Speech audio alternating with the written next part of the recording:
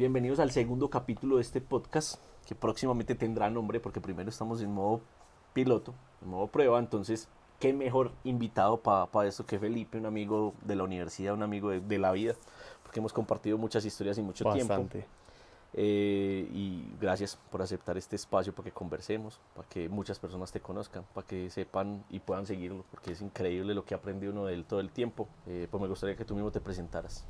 Claro que sí. Gracias, Ome, antes por el espacio bacano poder compartir y conversar como muchas cosas bacanas que nos ha pasado en la vida. Una presentación muy corta de formación, administrador de negocios de la Universidad de AFIT, pero la ruta empieza muy chiquito. Yo creo que hay unas partes que me han cambiado mucho la vida y es primero yo tengo una formación de scout. Entonces eso tiene un tinte ahí no popular, pero que me cambió mucho y es todo un tema de mística y un montón de ver la vida muy diferente y en función de las personas y en función del campo y sobre todo muy respetuoso como por las instituciones. Entonces eso ha sido como un punto importante en mi vida. De ahí siempre muy emprendedor, muy emprendedor. Peladito tuve muchos intentos de negocio, vendía manillas, después vendía dulces, pues después tuve una escuela de plastilina y llega por allá como a los 15 años, cuando yo me vengo de la ciudad de Don Matías, yo soy de un pueblo, cuando me vengo para Medellín a los 15 años, pues me encuentro con una ciudad absolutamente grande, muchos costos que no estaba acostumbrado a tener. Cuando uno vive en un pueblo, pues uno va caminando, uno no usa transporte y así todas las cosas. Cuando eso me obliga directamente a pensar en cómo generar nuevos ingresos y encuentro una oportunidad muy valiosa que fue crear una marca que vendía brownies y barquillos. Y eso fue un proceso absolutamente lindo porque empecé vendiendo brownies y barquillos, perdón, en los colegios. Y de un momento a otro mi hermano me dice: Pipe, ¿qué tal si con un vendedor te ganas 20.000 pesos? Si tienes muchos vendedores. Y yo, hijo de madre. Y ese fue el momento, el insight que a mí me despertó todo. Y entonces yo me acuerdo que ese día yo llamé a una emisora, Olímpica Stereo, hice una cuña de radio, me la regalaron y me conseguí 2 vendedores. Entonces yo empecé a hacer matemáticas. Si por una cuña consigo 2 vendedores, si con cada uno me dan 20.000 y tengo dos, ¿qué pasa si tengo 50? Al final de esa historia terminé con 1.300 vendedores. Entonces eso fue una locura. Vendíamos en todos los colegios y universidades, eso vendíamos barquillos pues por todo lado. Empecé repartiendo en una bicicleta y después ya terminamos con carro, con un montón, con moticos, con un montón de cosas. Entonces fue como algo muy importante. Después me desenfoco, empiezo a hacer otras cosas, me da por montar una marca de hamburguesas, eh, la cagué completamente, me quebré completamente. Fue una empresa que llamaba Más Burger. El antecedente para llegar a eso, me voy a detener un momentico ahí, y es que yo iba a montar un negocio de helados con marca Carepipe, que era la marca de los dulces. Cuando había negociado todo con un padre, la negociación del padre fue súper loco porque me tocaba ir a misa, me tocaba esperar lo que saliera, o sea, fue toda una negociación súper compleja. Cuando el padre me iba a rentar un espacio para hacerlo de helados, no me lo decide rentar después de trabajarle mucho y yo ya había hecho renders, había contratado ingenieros, arquitectos y una estructura todo en peliculado, me dice que no. Y por allá, en un barrio que yo no conocía muy bien, veo que estaban cerrando un local, me da por rentarlo, monto un negocio de hamburguesas que no tenía ni idea y me quiebro impresionante. Pues, pero me quiebro es todo mal. ¿Cuántos años tenías? Ahí tenía como 18, 19 años más o menos. Tenía como 19 años. Pero fue todo tan mal que, para ponerles un poquito en contexto, yo decía: voy a vender 1.000 hamburguesas y 1.000 perros el primer día. Y cuando llega el camión con todas las hamburguesas, con todos los perros, con las papas que había que congelarlas, con las carnes que había que congelarlas, a mí se me olvidó el pequeño detalle de la cantidad que había que almacenar y yo tenía una nevera chiquita, una nevera casi como de casa. Entonces literal me tocó guardar tocineta donde todos los vecinos, carnes donde todos los vecinos, las papas dentro de todos los vecinos, y eso se volvió una locura. Y así eso mismo pasó con las gaseosas, con los panes. Al final de cuentas vendí, hace de cuenta que iba a vender 1.000 y vendí por ahí 30 y 30. Sí, Entonces me claro. tocó regalar todo. Bueno, perdí demasiada plata, pero aprendí qué no hacer en un restaurante. Creo que eso fue súper valioso. Esto de como 6 meses. Y me pasó algo muy loco, y era que en ese momento yo tenía los 2 negocios y eso hizo que no solo me fuera mal en este, sino que perdiera la motivación por el otro. Ok. porque ya no trabajaba bien en Carepipe y no trabajaba muy bien en Más Burger. Entonces ahí empezó como un momento difícil y me pongo a estudiar. Yo cuando eso no estudiaba y ahí tomo la decisión de entrar a la Universidad de AFIT a estudiar Administración de Negocios. Ahí estudio mi carrera y después paso a crear una agencia de marketing digital que fue Habla Creativo, una compañía que amé profundamente, que disfruté impresionante, y después Vecindario, que fue otra compañía que quise absurdamente y que le metimos todo el corazón a crear esas dos compañías con todo el amor del mundo y fue un proceso súper, súper emocionante. Qué bueno, Un ¿no? poquito de resumen ahí. Qué buena presentación. Yo creo que de ahí hay 10.000 cosas de las que quiero hablar. Una, empezaste porque llegaste a la ciudad y sentiste que necesitabas más dinero. ¿Por necesidad o porque eras antojado? ¿Por qué? Yo creo que se conectan dos cosas que siempre he sentido en mi vida y es, uno, a mí me gusta crear y creo que he encontrado esa particularidad siempre en mí y es, yo siempre quiero hacer y siempre quiero crear. Cuando siempre quiero hacer y quiero crear, estoy buscando alternativas. Entonces me gusta organizar congresos, o me gusta organizar una actividad, o me gusta organizar una fiesta, o me gusta crear cualquier cosa, pero siempre estoy buscando crear. Pero en ese momento se conectó también la necesidad, y es que yo estaba acostumbrado a que, pues estaba bien, tenía las cosas, pero cuando uno llega a una ciudad, pues se necesita otra cantidad de recursos, y ahí yo dije, venga, que es que yo necesito producir más dinero, y ahí se empiezan a conectar esos puntos, y fue una cosa súper, súper emocionante, porque era, a ver, yo tenía 15 años en ese momento y me ganaba un muy buen salario Sí. y siendo estudiante de colegio era una locura, entonces era un momento también muy emocionante. Ve, eso de crear, que ha sido una característica. Yo te conocí, yo estaba estudiando ingeniería matemática en EAFID y me iba a pasar para administración y entré a los grupos estudiantiles, al evento que se hace pues, de administración, en la asamblea de estudiantes de administración y tú estabas, y tú no habías entrado a la universidad y estábamos ahí, y usted era, venga, ¿y por qué tal cosa? Venga, no conocía, no trabajaba en la universidad, todavía no estaba estudiando, pero venga, ¿y cómo funciona esto? Y ahí nos conocimos, ahí hicimos una buena relación. Año siguiente, ya estabas en el club de mercadeo, ya eras presidente y te inventaste el primer evento de marketing digital de la universidad. Hasta ahí había mercadeo, Y en pero ese marketing momento también fue digital el no existía. primero de Latinoamérica. Y además, con esa capacidad de crear, dijiste, lo quiero hacer en la plazoleta principal, la plazoleta del estudiante, va a poner una carpa, esa carpa no la tocaba nadie, no dejaban hacer nada, que la rompen, que hacen un montón de cosas, y la hago ahí, y ahí hay un montón de historias. Entonces, cuéntame esa historia, porque me parece que hay un montón de cosas chéveres ahí, que además creo que no las sé todas. Ahí hay una historia muy bonita también y es cuando llego al club de mercadeo, yo digo como hay que reorganizar eso. Y el club de mercadeo hacía dos eventos muy importantes, Tic Tac Marketing y Conamerc. Y yo decía, el Conamerc me encanta, pero ya está inventado. Y vamos a hacerlo muy bien. Tic Tac Marketing a mí me encantaba y fue la razón por la que yo entré a FIT. Yo una vez conocí Tic Tac Marketing y dije, yo quiero ser como la gente que hace Tic Tac Marketing, que era un concurso de mercadeo en tiempo reloj. Entonces yo dije, si yo entré a la universidad por ese evento, yo tengo que hacer que ese evento sea lo más increíble. Entonces estaba dentro del club de mercadeo, cuando llego a la dirección, me dice el director anterior, tú tienes que elegir un tema para que sea tu guía durante todo el año de tu dirección. Entonces yo elegí marketing digital, que en ese momento estaba empezando. Con decirles, hoy creo que la mayoría no utilizamos, creo que no existe, Latin Chat. Entonces eso era como, eso fue creo que el primer chat con el que uno utilizaba. Entonces en ese momento dijimos, bueno, vamos a conectar gente muy grande de ese momento. Entonces invitamos a uno de los founders de Latin Chat, a los directores de Groupon, de Hewlett Packard, de yo no sé qué, un montón de empresas, porque dijimos, vamos a hacer el primer encuentro de marketing digital de la región, pero traigamos gente de todas partes, de Google, de todo eso, y hagámoslo en la Universidad de AFIT para que sea el centro de todo el paso de las personas que están haciendo todo eso. Esa fue una historia muy bonita porque se me ocurre con el equipo hacer ese evento, voy y lo presento a la directora de Desarrollo Humano, cuando Ángela me dice, está bien, vamos a conectar a todas las personas y vamos a hacer un evento para que les presentemos tu idea. Llego yo el día del evento, yo juraba que era una sala de juntas, Ah, no, era un desayuno recorporativo con todas las direcciones de la universidad, con toda la cosa. ¿El rector? Todos, o sea, eran todas las direcciones de la universidad para presentarles eventos. Solo el desayuno ya valía por ahí 4 millones de pesos. Y yo decía, esto es muy en serio.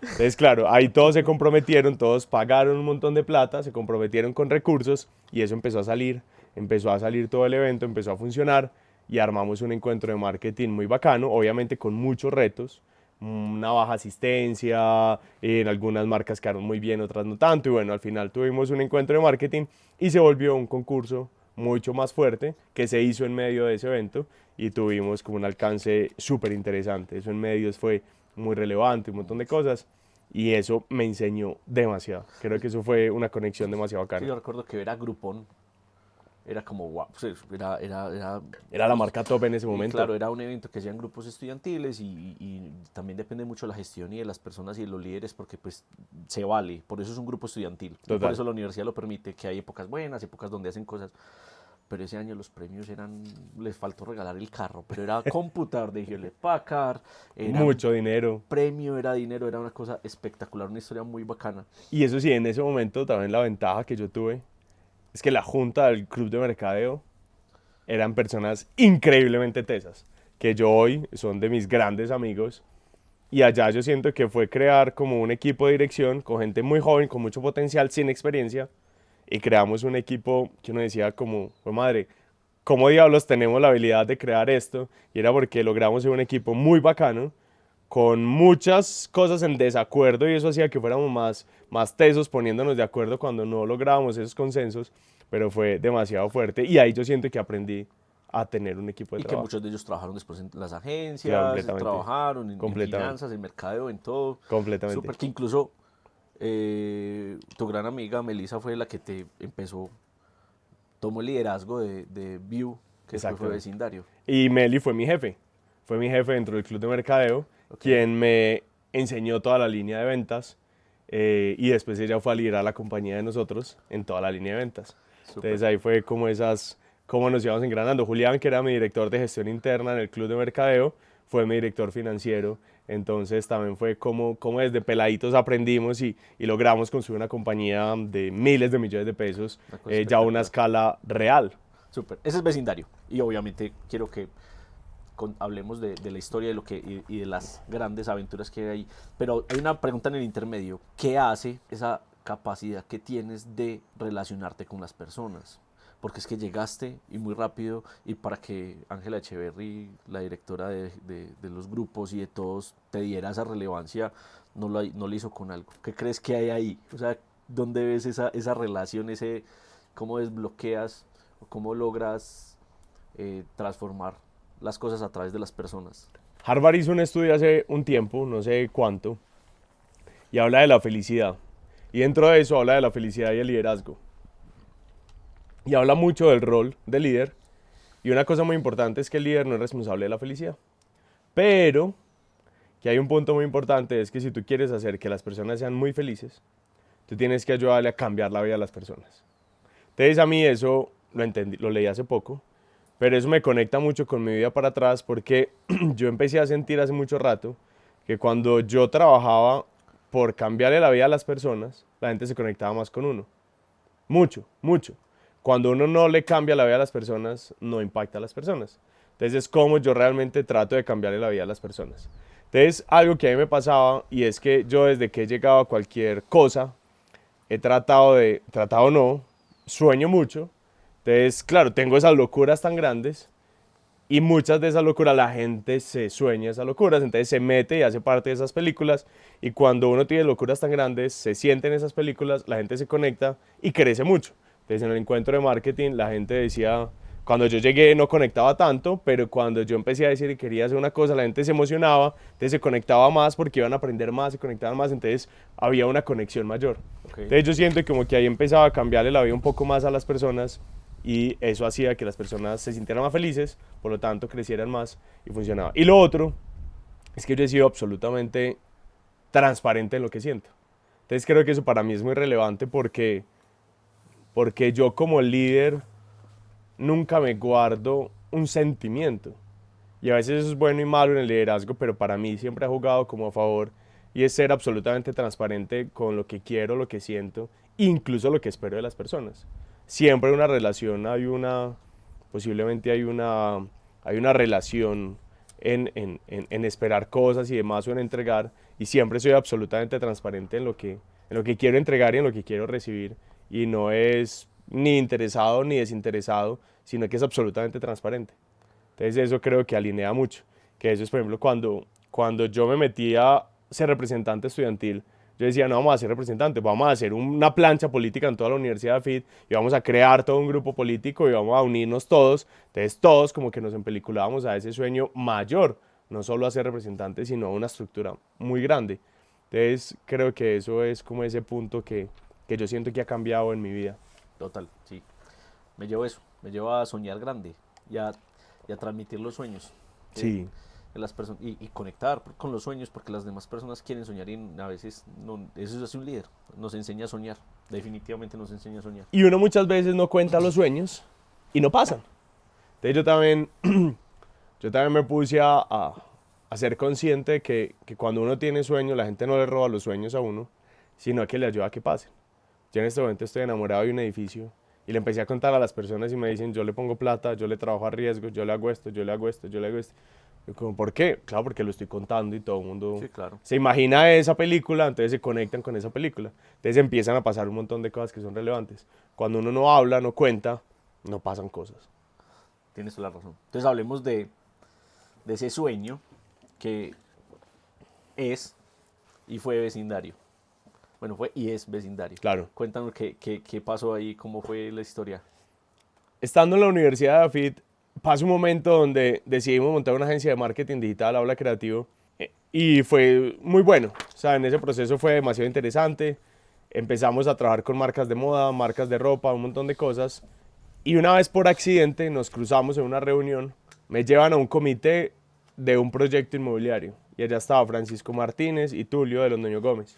Y yo iba a presentar una estrategia de mercadeo para una cosita. Pero yo iba como asistente de la persona que iba a presentar. O sea, llegué allá por accidente. Cuando la persona que iba a presentar me llama y me dice, Pipe, no logro llegar al comité, se me pinchó una llanta, avanza. Yo presento eso, presento una estrategia digital, todos quedan sorprendidos. En ese momento nadie hablaba de digital. Y empezamos a trabajar con las dos marcas que eran líderes en Colombia, son líderes en Colombia, y empezamos a hacer un proceso muy interesante, empezamos a trabajar con ellos y empieza a funcionar y nos empezaba a ir muy bien el sector inmobiliario, y ahí Habla, como agencia de marketing, se enfoca solo en el sector inmobiliario.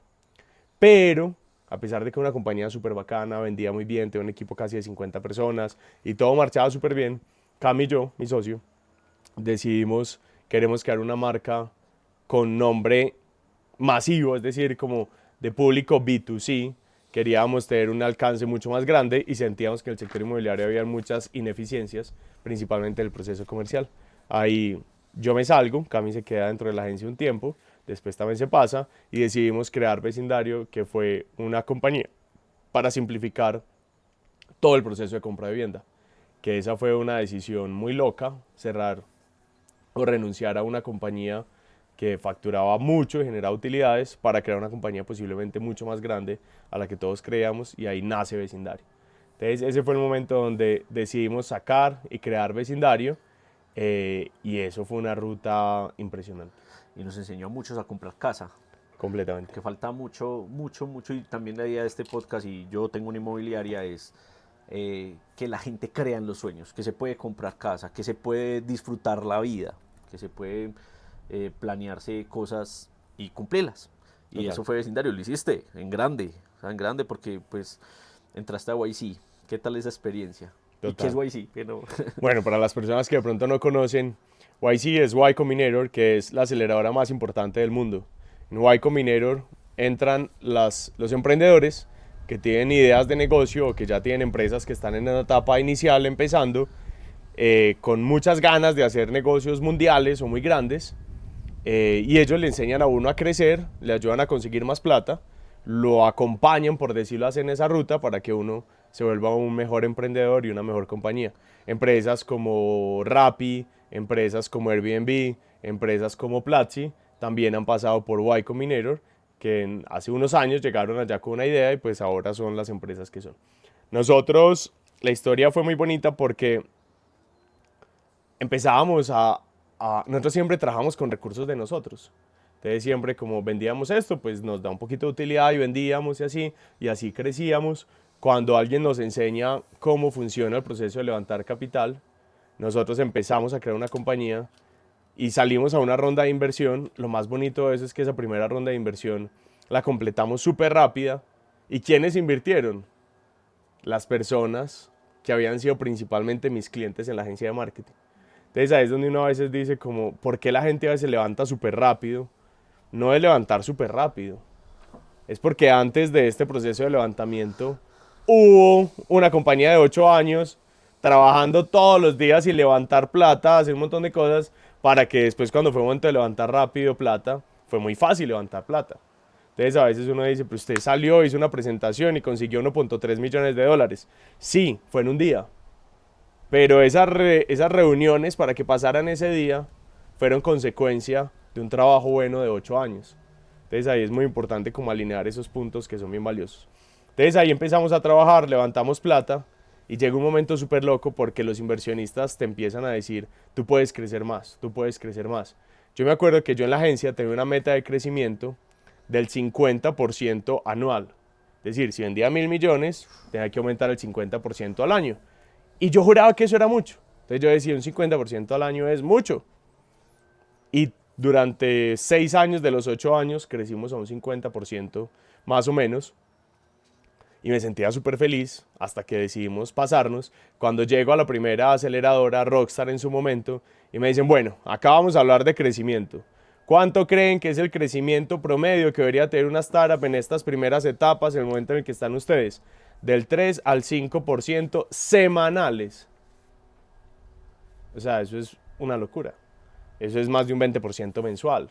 Entonces, al año eso es multiplicarse varias veces como compañía. Entonces, cuando uno dice, si yo me sentía teso creciendo un 50%, ahora cómo voy a crecer un 5% semanal. Bueno, aprendimos, crecimos durante 2, 3 años a un 5% semanal casi. Y para eso obviamente uno necesita muchos recursos, mucha plata, muchos contactos, mucha formación, mucha lectura, mucho trabajo interno, muchas cosas.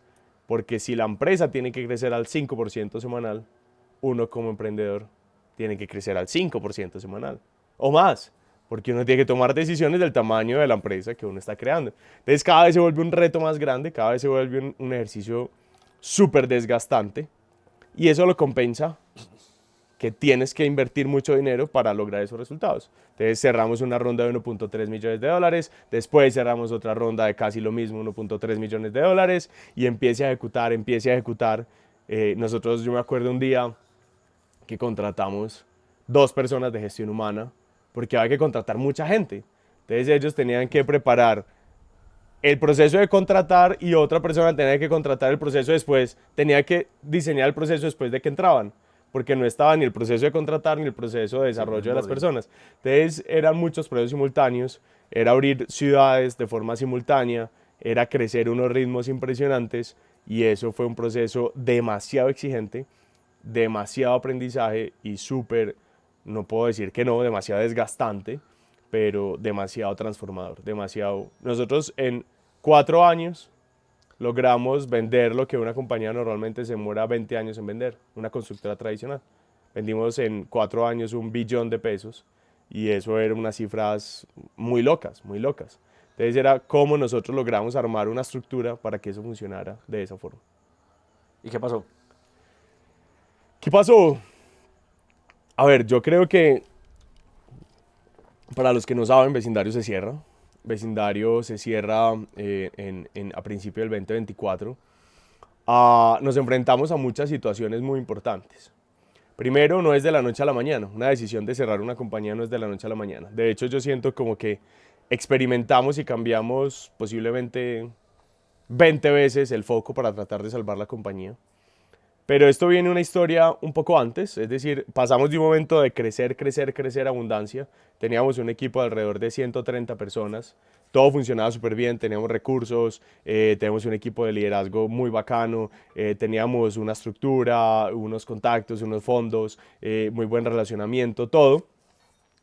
En el mundo se empieza a secar la economía, las tasas de interés empiezan a subir, eso hace que los constructores empiecen a tener problemas para fondear los proyectos inmobiliarios.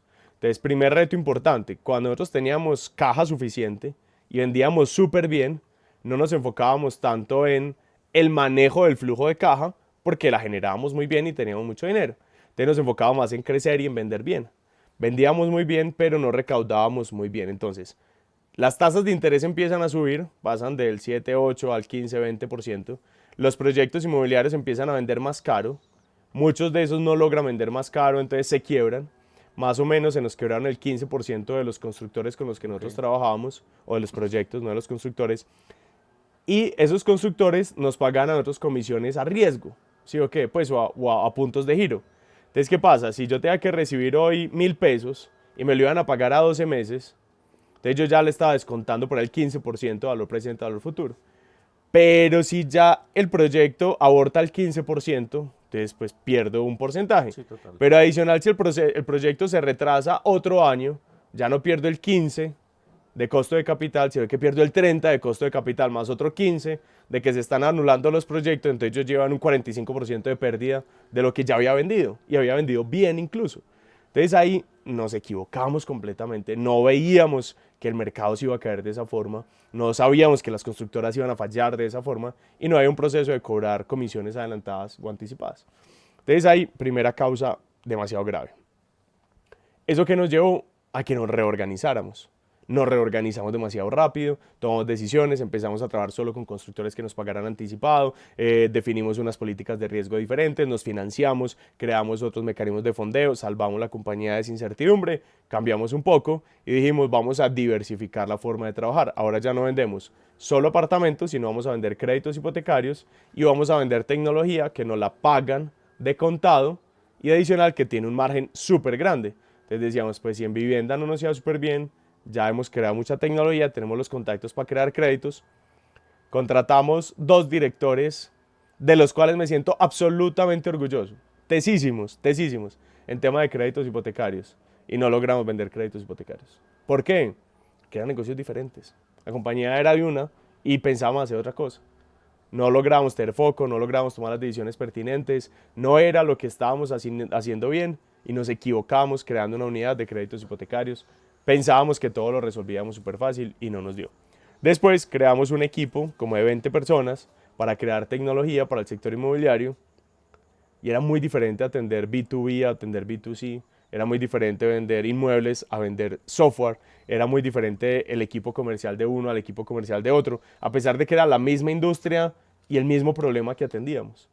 Negocios completamente diferentes, Y Combinero nos lo advirtió, creíamos que no entendían el mercado de nosotros y nos equivocamos. Entonces destinamos muchos recursos para hacer ese producto, creamos un producto impresionante, pero no lo suficientemente transformador para las compañías para reemplazar todo lo que las compañías hacían.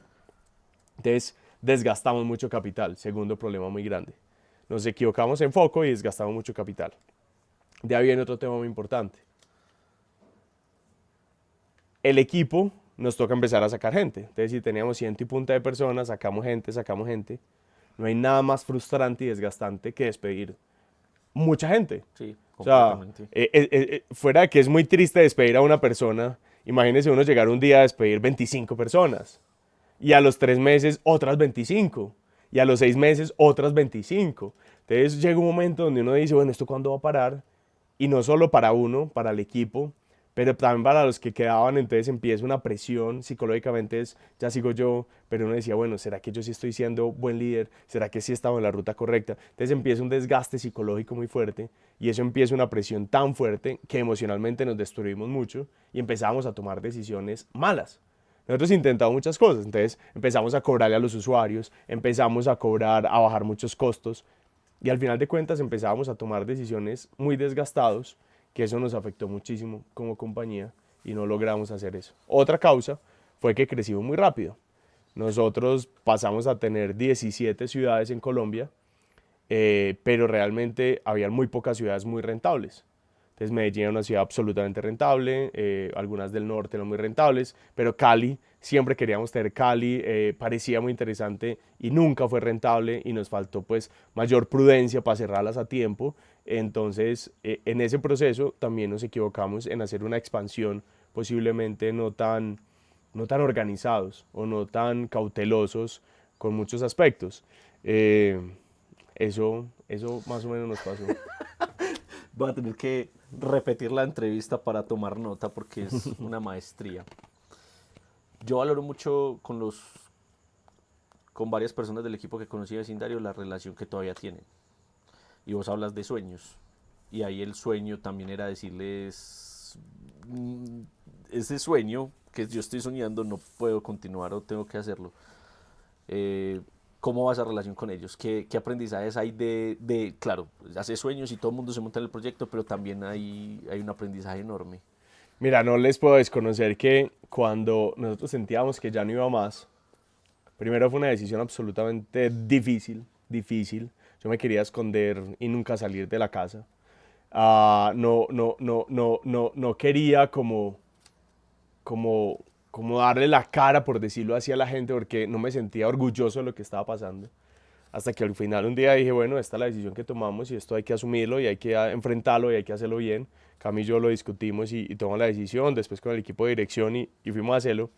Y un momento muy lindo que para mí me dice algo que estábamos haciendo bien es, cogemos a un primer equipo, le decimos las cosas no van, nos sentimos tristes, pero no logramos darle la vuelta a esto.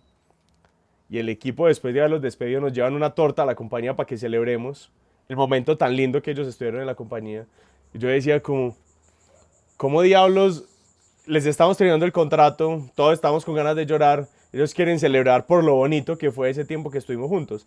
Yo decía, eso es claramente que estamos haciendo un buen proceso de conexión como equipo, muy bacano, porque normalmente cuando uno lo despiden, ya suerte y no quiero saber nada de usted y no lo quiero volver a ver. Entonces ahí empieza un proceso demasiado fuerte cuando también le decimos al equipo, necesitamos terminar y necesitamos terminar mañana o necesitamos terminar en un mes. Nos pasaron varios equipos. Con un equipo nosotros sabíamos que tenían que terminar, les dijimos, equipo, vamos a terminar, necesitamos que lo den todo un mes más, aún sabiendo que ustedes van para afuera. Esto normalmente no lo recomiendan ningún líder. Nosotros dijimos, nosotros lo queremos hacer. Vamos a anticiparles al equipo que los vamos a despedir, con un mes de anticipación, por dos razones muy importantes. Que queríamos que ellos consiguieran un trabajo, donde se pudieran ubicar, y nosotros sentíamos que ellos, incluso sabiendo que ya iban para afuera, podían hacerle a la compañía un muy buen mes. Y ese día dijimos, vamos a hacer que sea un muy buen mes para la compañía, pero va a ser el último mes de trabajo. Y eso fue con todo el equipo comercial de vivienda y fue muy triste, pero fue muy bonito. Que el equipo durante todo ese proceso vendió muy bien y durante todo ese proceso encontraron trabajo la mayoría. Sí. Entonces ahí la responsabilidad para nosotros también decíamos, logramos incluso ayudarles a que sus vidas mejoraran mucho, aun cuando nosotros ya no podíamos continuar con esa carga, por decirlo así, prestacional y como empleadores como tal. Eso fue muy bonito y eso a mí me dejaba también muy tranquilo porque sentíamos que estábamos actuando bien, que a pesar de que la cagamos, de que las cosas no salieron, de que nos equivocamos, de que posiblemente no tomé las mejores decisiones como gerente, con el equipo de dirección, siento como que sí teníamos en cuenta actuar de la mejor forma en todo lo que pudiéramos. Súper. Yo tengo unas preguntas de cómo comprar casa, cómo encontrar una buena propiedad, pero le quiero dar un giro. No solo a comprar casa, a creer en los sueños. ¿Cómo estructura uno, cómo identifica uno qué sueños creer? Tal vez cambio la palabra casa, pero yo creo que amplía mucho más y tal vez claro, ahí también cabrá para algunos de ustedes o para las personas, los que tienen un sueño de tener casa. Pero, ¿por dónde empezar? ¿Por dónde empezar primero aprender a soñar? ¿Por dónde empezar a estructurar un buen sueño, un buen reto? Mira, yo creo que yo he sido muy soñador y en muchos frentes. Es decir, yo he querido montar negocios de helados, he querido tener un banco, he querido tener una empresa de real estate, he querido estar en la política, he querido ser personero. Entonces, como que he tenido muchos frentes que me ha gustado hacer y que he soñado. Y yo creo que lo más importante de eso es uno entender que en la vida, toda la vida la está construyendo. Entonces, cuando yo hoy posiblemente no estoy trabajando de lleno, tengo que entender que en este momento estoy construyendo mi vida para lo que va a ser mañana. Entonces me tengo que cuidar, me tengo que preparar, tengo que leer más, tengo que estudiar más, porque estoy preparando. Entonces es como que cada momento de la vida, entender que sigue otro momento de la vida y que yo me tengo que preparar para esos otros momentos de la vida, lo primero. Pero cuando ya nosotros tenemos esos deseos, yo a veces siento que mucha gente no desea nada. Cuando uno no desea nada, no persigue nada que uno no desee. Entonces es como que, bueno, pero nosotros preguntémonos qué deseamos. Y uno no tiene que desear una cosa para toda la vida. Mi deseo puede ser un viaje, mi deseo puede ser una casa, mi deseo puede ser un carro, pero tratemos de conectarnos con esos deseos o esas cosas que creemos que nos alegran. Yo siempre decía que me encantaba comprar apartamentos. Después de que compré el primer apartamento, con el otro segundo ya no sentía deseo. Entonces ya me di cuenta que suple económicamente, pero que ya no es mi deseo ni mi sueño, ¿sí? Entonces como que es empezar a sentir yo qué deseo. Cuando yo siento yo qué deseo y uno ha sido coherente en la vida, uno va sintiendo los pasos que uno puede ir haciendo para que las cosas se den. Y la más importante de esa es interiorizarlo y contarlo. Por ejemplo, yo sueño con crear una ciudad. Y ese sueño de crear una ciudad, yo sé que yo no lo puedo crear en 6 meses. No tengo la capacidad, no tengo el dinero, no tengo toda la red. Pero mis inversionistas saben que yo quiero crear una ciudad. Incluso los que perdieron plata con la empresa que yo acabé de crear y que no salió bien. Sí. Los bancos con los que yo me relaciono entienden que yo quiero crear una ciudad. Yo sé que yo quiero crear eso. Entonces yo tengo unas carpetas en Pinterest donde yo rayo la ciudad que yo quiero crear. Mi familia sabe que yo quiero crear una ciudad, entonces ellos me mandan la información que ellos saben para que yo quiero crear una ciudad. La gente que también quiere crear una ciudad, yo ya sé quién va a ser la urbanista que está en Londres y que quiere hacer el diseño de mi ciudad cuando yo lo haga. Y ella está preparando porque ella sueña eso y yo conecté con ella y ella se emociona en crear algo que a mí me emociona. Y así muchas cosas. Entonces cuando uno empieza a contar, empieza a conectar, empieza a unir gente, las cosas se le van dando. Hace poquito, por ejemplo, alguien me ofreció una tierra impresionante.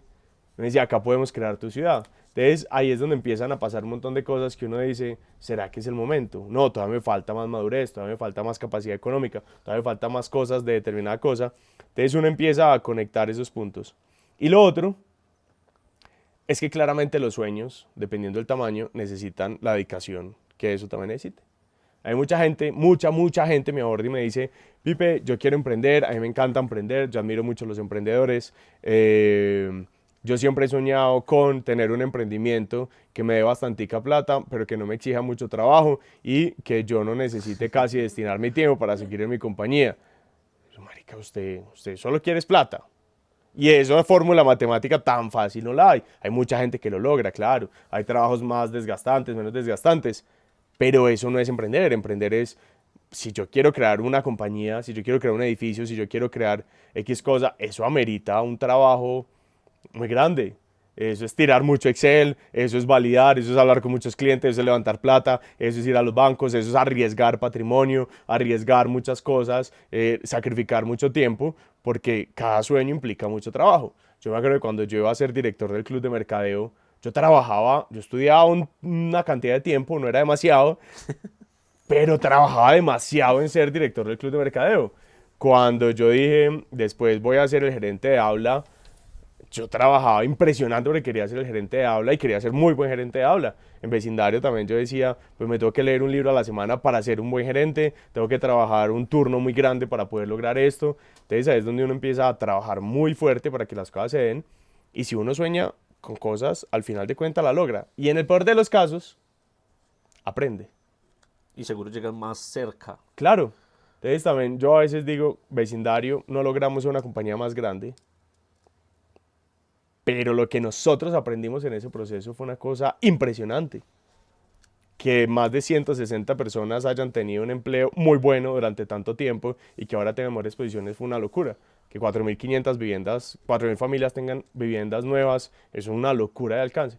Entonces como que muchas cosas no se dan, pero por otro lado sí pasan muchas cosas muy poderosas. Pues 4.000 viviendas ya es una ciudad, si estuvieran todas junticas.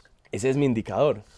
Si uno piensa 4.500 viviendas, supongamos que mal contado lo habiten de 2 a 3 personas, pues son más o menos unas 12.000, 15.000 personas, población fija, más una población flotante, al menos el 50%, es un muy buen municipio como tal.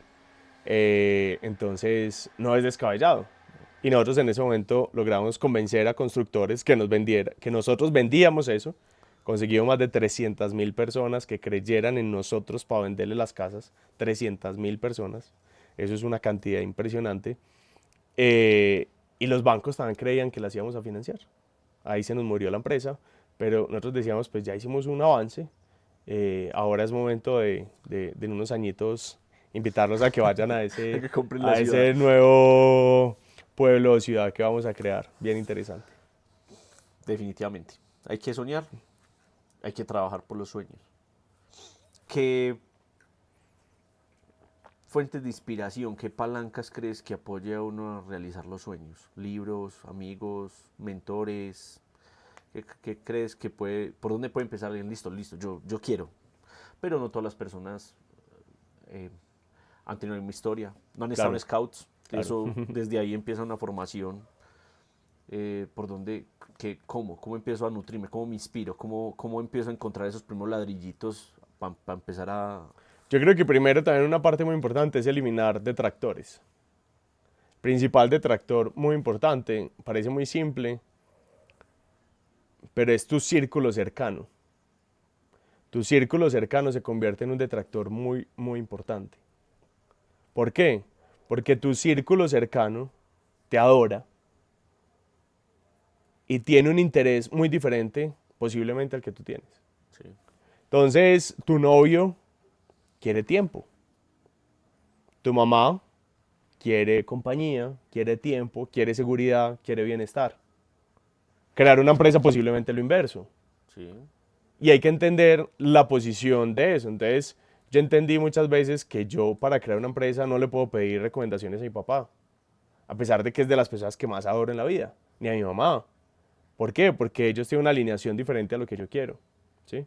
A mi novio yo le puedo contar, pero las recomendaciones van a ser otras diferentes porque hay una alineación diferente. El incentivo es diferente.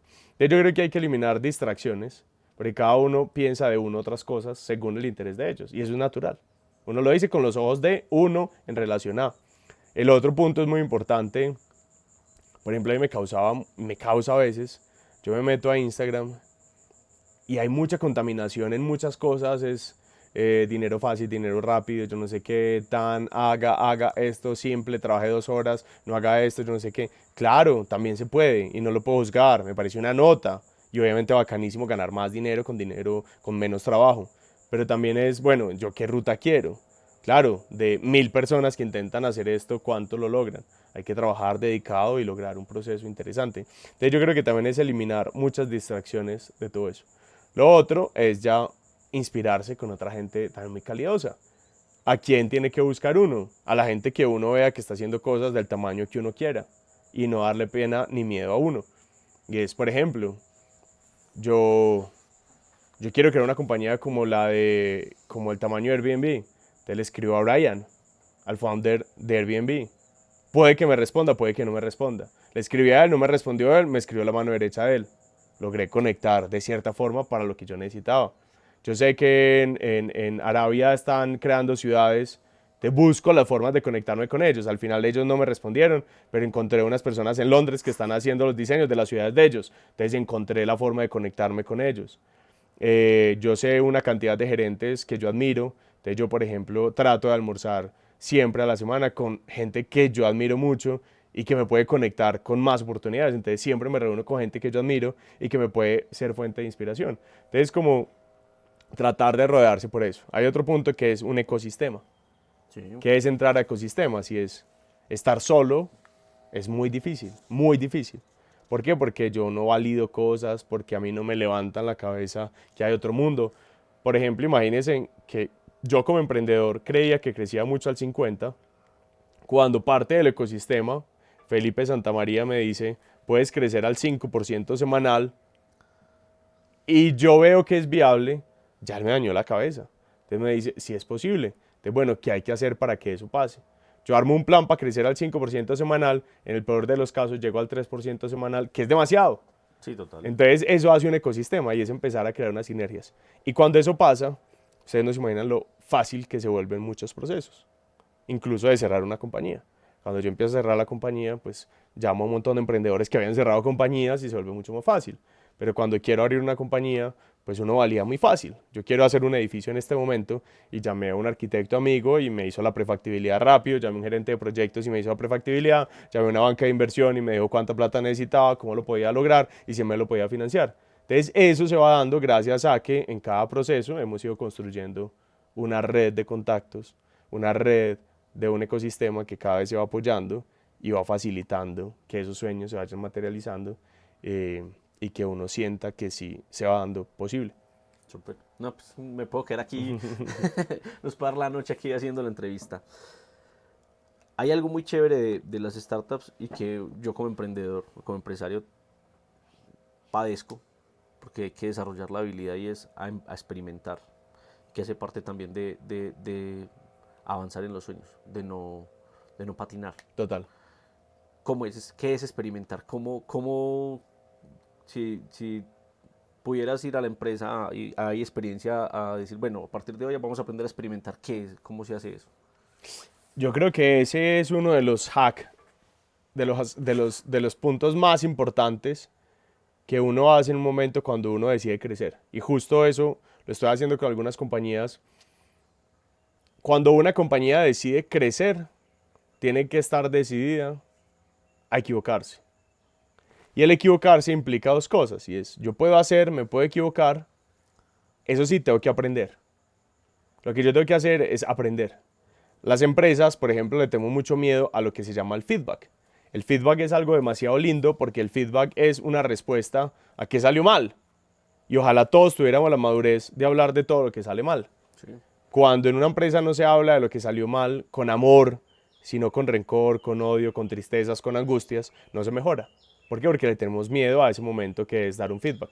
Entonces ahí empieza un momento duro. Algo que lo aprendí de Rappi es que Rappi nos decía, nosotros invertimos aproximadamente el 20% de los recursos en experimentar. Entonces pensemos eso en las compañías, así sean de 1 o de 10 o de 100 empleados o de 10.000, y es qué tanto de nuestro tiempo, de nuestros recursos estamos invirtiendo para experimentar. Una empresa no crece ni cambia porque todos los días hace exactamente lo mismo que hizo el mes pasado. Pero si usted todos los meses hace un 20% diferente, posiblemente ese 20% que se equivoque el 10%, o el 18%, o el 15%. Pero si ese 5% no se equivoca y funciona, y usted cada mes crece un 5%, está creciendo un montón. Sí, total. Si usted ese mes crece un 10%, porque cada vez que uno va experimentando, conoce las habilidades y las capacidades de la empresa para experimentar, entonces experimenta y tiene mejores resultados, entonces funciona más. Entonces, ¿qué es un experimento? Es algo muy simple. Identificar un problema claro, no miles de problemas. Estos días fui a una empresa y me decía, es que necesitamos, no estamos vendiendo porque no sé qué, y tenemos esto acá y tenemos este problema acá. No. El problema es uno, no estamos vendiendo inicialmente este producto o no estamos, o sea, es identificar qué no está funcionando bien. De eso que no está funcionando bien, cojamos un pedacito nada más, solo un pedacito, vamos a hacer una mejora significativa en un pedacito. Y la mayoría de los de la empresa creen saber la solución. Okay. Normalmente vos decís, yo creo que si nosotros hacemos esto, vamos a cambiar esto. Y eso es una hipótesis. Y eso es lo que vamos a probar. Entonces uno tiene un problema, tiene una hipótesis de cualquiera, no solo el gerente. Entonces yo creo que si nosotros cambiamos la comunicación y ahora lo hacemos por WhatsApp, vamos a tener un incremento del 6% en esta métrica. Ok, entonces hay que definir cuál es la métrica que vamos a evaluar. Vamos a evaluar la métrica de ventas o de crecimiento en ventas o de porcentaje de conversión. Una única. Un único experimento, un único problema, una única métrica. ¿Ok? Ahora, ¿cuál va a ser el experimento? Lo que dijimos que queríamos hacer. El próximo mes vamos a cambiar esto para lograr esto y esperamos lograr esto y la métrica va a aumentar en esto. Lo hacemos. Una semana, 2 semanas. A las 2 semanas lo hacemos y posiblemente aprendimos. Okay. Entonces el resultado nos dice, si nosotros cambiamos la comunicación por WhatsApp, vamos a lograr aumentar un 3% la tasa de conversión de esto con esto. ¿Qué aprendimos? Que ahora en adelante toda la comunicación se hace por WhatsApp. Ya. Entonces eso, si se hace todo el tiempo, de forma reiterativa, en todas las áreas de una organización, todas las semanas, todos los meses, las compañías aprenden y las compañías experimentan y las compañías cambian. A veces uno se sorprende mucho cuando uno ve empresas de hace 10 años que son exactamente iguales. No es que eso sea malo, ¿no? Literal, no es que sea eso malo, pero pues no están creciendo a un ritmo. pero estoy seguro que en compañías donde pasan muchas cosas, esos experimentos hacen crecer y hacen también equivocarse. Pero por eso hay que tenerle un poco de perderle el miedo a experimentarse, porque cuando uno está cambiando tantas cosas todo el tiempo, va a fallar. Y es natural que uno va a fallar. Y hay una persona encargada de eso. Hay muchas teorías. Para mí la mejor es que las compañías son las que experimentan. No, pues son las personas en toda la compañía. Okay. Cuando hay una persona que es responsable de experimentar, es muy loco. ¿Por qué? Porque es que el experimento se le tiene que ocurrir al de servicio al cliente. El experimento se le ocurre al de ventas. Sí. El experimento se le ocurre al gerente. Lo que muchas veces me gusta es que haya una persona de ayuda metodológica que apadrine el proceso de experimentación. Es muy diferente cuando alguien dice es que yo soy el responsable de que en esta compañía se experimente. Entonces yo voy a ayudarles a identificar problemas para llevarlos a una metodología, para enseñarles, para chuzar lo suficiente para que haya un experimento, un aprendizaje, se documente y se replique en la compañía. Pero cuando solo es responsabilidad de alguien experimentar, pues esa persona tendría que tener superpoderes porque tendría que saber todas las soluciones, todas las alternativas, todo lo de todos, y no creo que sea lo más satisfactorio. Pipe, me puedo quedar toda la vida. Te agradezco mucho, mucho esta conversación. Espero que sean varias. Yo sé que todos quieren que sean muchas más. Me estabas contando que ahora estás trabajando en tu marca personal y estás haciendo un montón de cosas. Entonces cuéntanos cómo podemos ampliar la conversación a esas personas que pueden agregar y soñar con nosotros. ¿Cómo se pueden contactar contigo? Bacano, bacano. No, yo creo que lo mejor es seguir conectado siempre, pues primero en LinkedIn y cualquier tipo de red.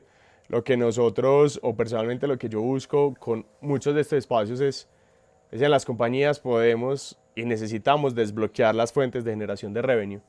Normalmente las empresas necesitamos crecer más y la forma de crecer más muchas veces no es invirtiendo más en mercadeo o contratando más vendedores. Creo que esa es la forma simple de uno ver el crecimiento, pero muchas veces hay que desbloquear todo lo que hay que hacer en una empresa o en una persona para poder generar más fuentes de revenue o intensificar la fuente de revenue principal. Entonces, lo que estoy haciendo hoy es que acompaño a algunas compañías que necesitan transformar su fuente de generación de dinero y en eso, por ejemplo, hay casos como que intervenimos es el proceso de contratación de las personas, o intervenimos las métricas, o intervenimos el CRM, o intervenimos sistemas de compensación, o intervenimos servicio al cliente, muchas cosas que a veces ni siquiera es al vendedor tal cual. Chévere. Entonces Llegas es a como... experimentar, llegas a enseñar a experimentar. Exactamente. Entonces lo que llega a una organización es a identificar qué es lo que vendemos, saber cuáles son las palancas de crecimiento, crear unos sistemas de métricas y a partir de eso empezar a experimentar y la experimentación nos va a decir cuál es la ruta de la compañía. Cuando empezamos a experimentar, aprendemos y el aprendizaje sale el resultado final. Pipe, muchas gracias. De una, papá. Muchísimas gracias para todos. Ya pusiste la vara muy alta.